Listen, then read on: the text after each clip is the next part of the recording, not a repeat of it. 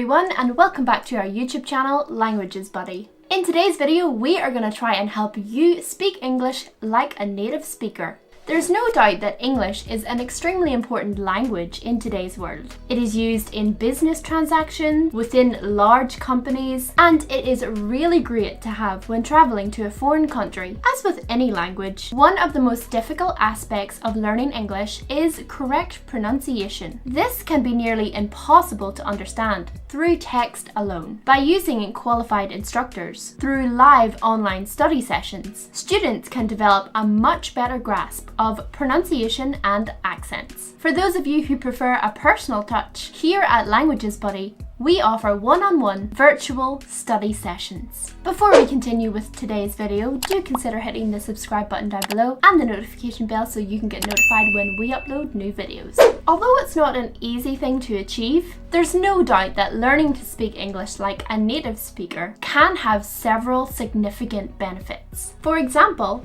it could help open up some job opportunities for you that are usually reserved for native speakers. Learning to speak English can also help you build confidence. So, how do you go about learning to speak English like a native speaker? Here are some steps for you to follow to achieve this ambition. Firstly, familiarize yourself with different accents. If you want to speak like an English native, you first need to realize that there are different accents. There are so many diverse influences with accents that no two people have the same one.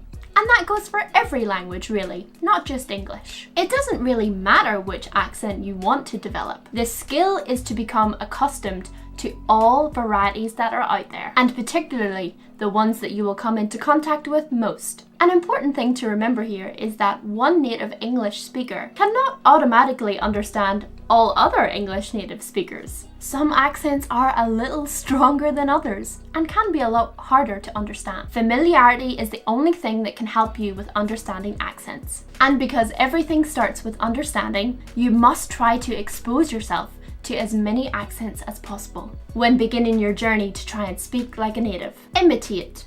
If you want to start speaking like an English native, then start imitating. When you are speaking with a native of the language, try not to imitate what they say by repeating the same words back to them, unless you've already asked permission to do so first. And the reason for this is sometimes it might sound a little disrespectful.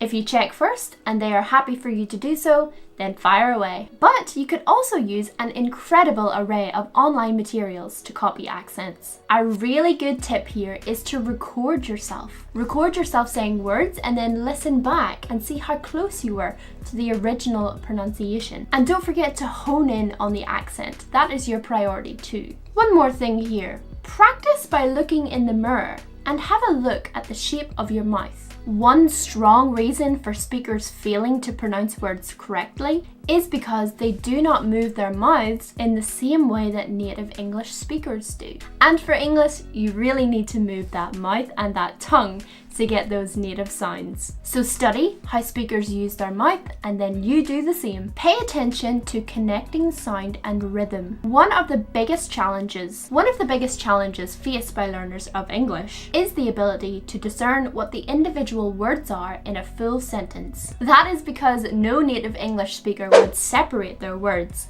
in the way that a computer might. And the result is a mixture of sounds that can be hard to distinguish. But there are some key tricks to learn here. Connected speech. This is the habit of joining the consonant sound at the end of a word with a vowel sound at the start of the next word. So the second word sounds like it starts with a sound that actually came from the first word, if you know what I mean. For example, the words an apple sound like an apple when a native says them. An apple. Linking sounds. When particular sounds join in a sentence, an additional sound is needed to link those two sounds naturally. For example, when the words I and am are together, as they are frequently, the linking sound Y naturally forms between them. So it kind of sounds like I am, I am, I am.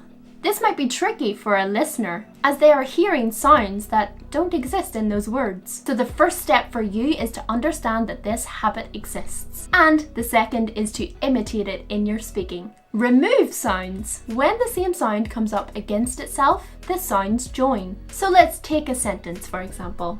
I met Tom. The T at the end of met and the T at the start of Tom become one. The sentence then sounds like, I met Tom. As for rhythm, no two languages are the same in this respect. French and English, for example, have totally different rhythm, and this usually manifests in the syllables that are stressed in words. For example, I went to the cinema. Can you recognize where the stressed syllables are in that sentence? If you can, try and copy them. Use colloquialisms and slang. One of the best ways of sounding more natural in your English is to use more native sounding words, such as phrasal verbs and colloquialisms. Slang is a form of colloquialism, but you do have to be very careful with slang words, as they are sometimes used with narrower groups. And sometimes words can be impolite and you might not even know it. So learn the colloquialisms of the particular English that you want to speak and actively try and build it into your vocabulary. Use idioms.